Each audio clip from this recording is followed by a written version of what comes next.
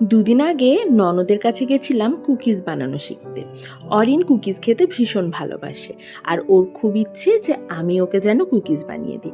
এদিকে আমি তো কুকিজ বানাতে জানি না, তাই ননদকে বলেছিলাম যে আমাকে একটু কুকিজ বানানো শিখিয়ে দিস। ও বলেছিল যে আমার অর্ডার আছে, তুই চলে আসিস, আমি যখন বানাবো তোকে শিখিয়ে দেব।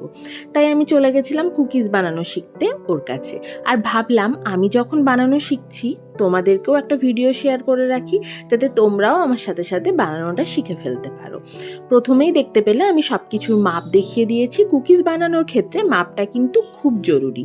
যেরকম এক্স্যাক্ট মাপ দেখিয়েছি সেই এক্স্যাক্ট মাপে নিলে পরে তবেই কুকিজ কিন্তু একদম পারফেক্ট হবে।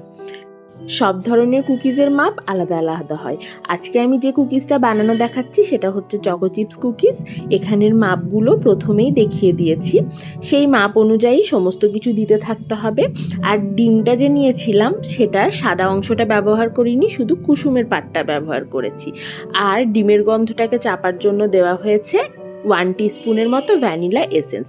প্রথমে বাটার আর ব্রাউন সুগারটাকে ভালো করে বিট করে নেওয়ার পর দিয়ে দেওয়া হয়েছে ডিমের কুসুমটা, আর তারপর দিয়ে দেওয়া হয়েছে ভ্যানিলা এসেন্স। তারপর খুব ভালো করে বিট করে নেওয়া হয়েছে যতক্ষণ পর্যন্ত না পুরো মিশ্রণটা বেশ একটা সাদা ভাব চলে আসে।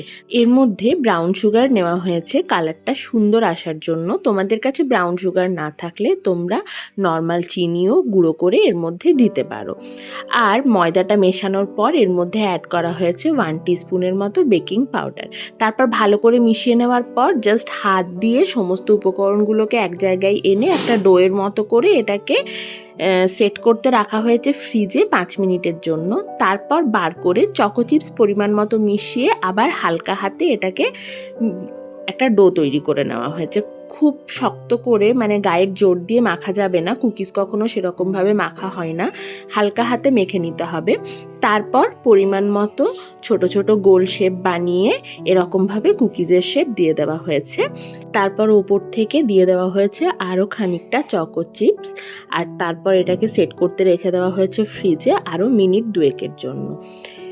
সেট হয়ে যাওয়ার পর এটা সোজা চলে যাবে ওভেনে 160 ডিগ্রি সেলসিয়াসে 20 মিনিটসের জন্য। যাদের ওভেন নেই তারা গ্যাসেও এটা বানিয়ে নিতে পারবে। গ্যাসে বানানোর জন্য কড়াইয়ের মধ্যে প্রথমে নুন দিয়ে প্রিহিট করে নেবে 10 মিনিট। তারপর গ্যাসের ফ্লেম লো টু মিডিয়ামে রেখে এই কুকিজগুলো দিয়ে এটাকে অন্ততপক্ষে 30 থেকে 35 মিনিট বেক করে নিতে হবে লো টু মিডিয়াম ফ্লেমে। তাহলেই কুকিজ একদম রেডি হয়ে যাবে। এই কুকিজগুলো রেডি হয়ে যাওয়ার পর একদম ঠান্ডা হয়ে গেলে তারপরই খাওয়া যাবে, তাছাড়া এগুলো ক্রাঞ্চি হয় না।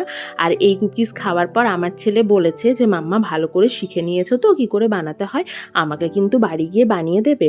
মানে বুঝতেই পারছো যে ঠিক কতটা ভালো খেতে হয়েছিল এই কুকিজগুলো। আশা করি তোমাদেরও ভালো লাগবে, বাড়িতে একবার অবশ্যই ট্রাই করে দেখতে পারো যে কেমন লাগছে খেতে। বাড়ির বাচ্চাদের তো খুবই ভালো লাগবে, বড়দেরও খেতে ভালো লাগবে। চলো আজ এটুকুই, ফিরে আসবো আবার অন্য কোনো রেসিপি নিয়ে। টাটা।